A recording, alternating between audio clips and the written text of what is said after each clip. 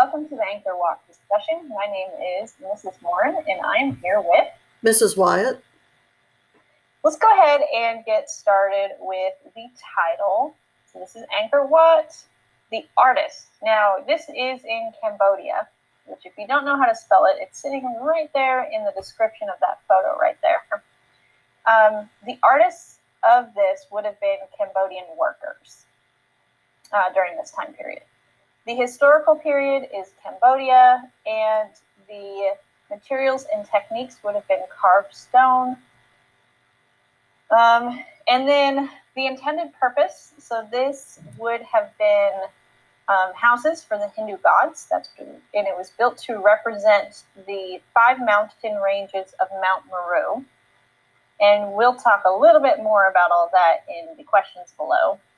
The patron and intended audience. So our patron would have been King Suryavarman II. And do you think you could maybe go down to that name, have it highlighted by any chance? Gotta find it. I gotta find it. While she's looking for Suryavarman, let's go ahead and talk about the audience. So our audience in this would have been the gods, and the Hindu gods specifically. There it is. She found it. Woo! King Suryavarman II is our patron. And then with that, Mrs. Wyatt, why don't you go ahead and start with the first question? So our first question is, who are the temples built for? And they are built for Vishnu. And this is kind of an interesting one because it is not his home. I'm sorry, totally off. It is his home. It is not a place of worship. So what they're building here is supposed to be a home for Vishnu to actually live in. The second question is, how many years did it take to construct this temple, and how many people were estimated to have been involved in the construction? So there were over 300,000 workers involved, and it took over 30 years to build what you see, and they never really finished it. Then the question after that is, what are the 5 stone towers meant to represent? And that is Mount Meru, and Mount Meru is the mythical home of the gods for both the Hindus and the Buddhists. And then we have a last question, that the temple is organized in a mandala. And what is a mandala?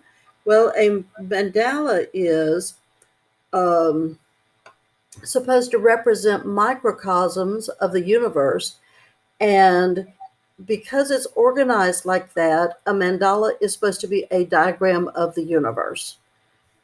Now, is there anything you wanted to add, Mrs. Morin? I guess maybe a little bit about the fact that King Suryavarman didn't live to see the completion of this project, which he also was. We were talking about before how he basically wanted to legitimize his regime by building this. And you mentioned also that all of those kings during that time period would build different temples like this for the purpose of legitimizing their rules. True. So there's a lot of these around. Well, not a lot, but there's several of them around. Yes, because each king and dynasty would need one. Yeah. And that's about it for me. Okay, then that sums up our trip to Angkor Wat.